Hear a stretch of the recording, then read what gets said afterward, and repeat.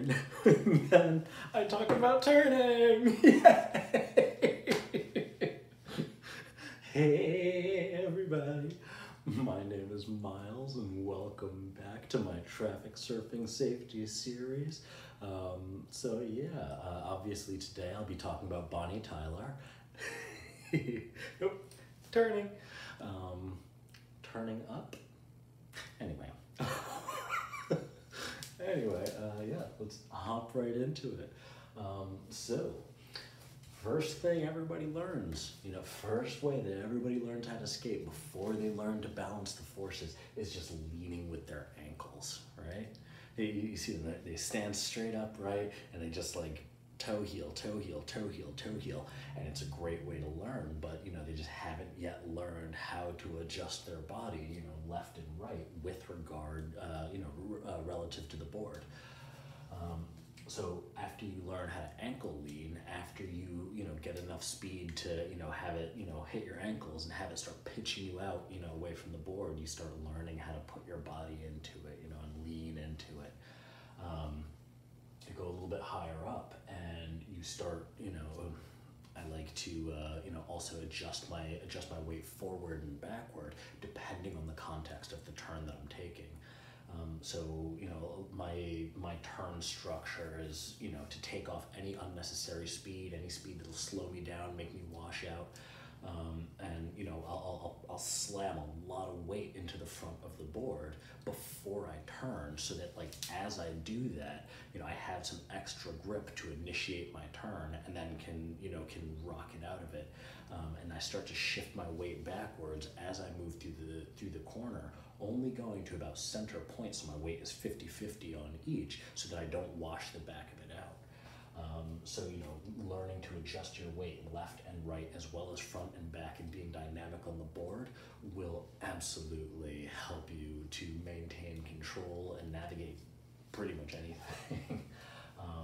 Now, I wanted to talk specifically about, being on bad surfaces because, of course, this is all about falling. This is all about emergency situations. Now, let's say you're coming through an intersection and you're making a turn, and this is like the ideal racing line, out, in, out, you come from the outside, you maintain your speed, you clip the apex, and you just keep on going. Now, that's all well and good, let's say there are cars here, whatever, doesn't matter.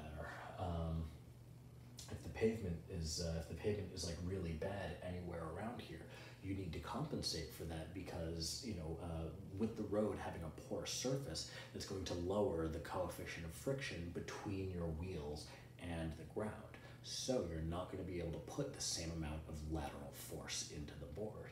So, for this corner, if you're coming through and, this is like you standing upright, your board here, not saying it's the board, but just, a little graphical representation of the amount of force that you're putting into the board.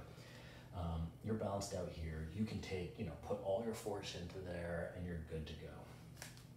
If you hit a bump, let's say, boom, right at the apex, you hit that bump, it's gonna start washing you out at least a little bit, and you're gonna have to correct and, change your line and bring yourself back in. You're gonna have to tighten up on the backside in order to keep yourself from washing out.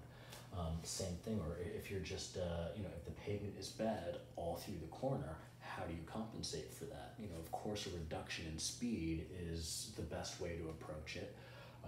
But with me, if I see that the pavement's all messed up right through my line, I'll come through. I'll come through a little bit faster into the corner, and turn in a little bit later. Get my turn later. Get my turning done as quickly as possible, so that then once I hit that bad pavement, that still it's going to wash me out. It's going to want to push me out, but that is gonna send me back up onto the right line. Really navigating those changes in pavement, is a pivotal way to keep yourself up off the ground. Now, if you're taking these lines and you don't adjust your weight, you don't adjust your force, you don't adjust your distribution through it, and you're at that maximum lean angle, once you don't have, once you don't have the friction down here, that is just going to make your board start sliding out. So in order to compensate for that, whoop, you only have but that much force to be able to do it. You either, you need to put your force straight down and less, less out. So once you hit some bad pavement, you need to relax. You need to relax. You load yourself up into the turn, and you have all this force in your legs, and you have to keep in mind that that force is pushing towards the outside of the turn. So if you don't have a high enough safety margin, if you don't have the room to adjust, and you're just completely locked out, you're gonna wash the board out. You're gonna slip down. If you are turned over and you feel the board start to lose under you, the best thing to do is to relax and to get back on top of it. Now, what do I mean by that? Instead of just railing the turn, going through as you normally would, to relax and kind of sit down into it. Naturally, by sitting down, by getting low, by relaxing as you do it, that's going to change how your force is like all the way over here, and as you squat, it's just going to like start to bring it back under you a little bit, right? And you want to get back on top of it to remove all of that lateral force, and you're going to be going, back full circle, back into the ankle lean, where you're just, you're trying to keep your force straight on top of it, and then you can still turn, but that removes a lot of the lateral force, going, that wants to push you out, that's going to make you crash.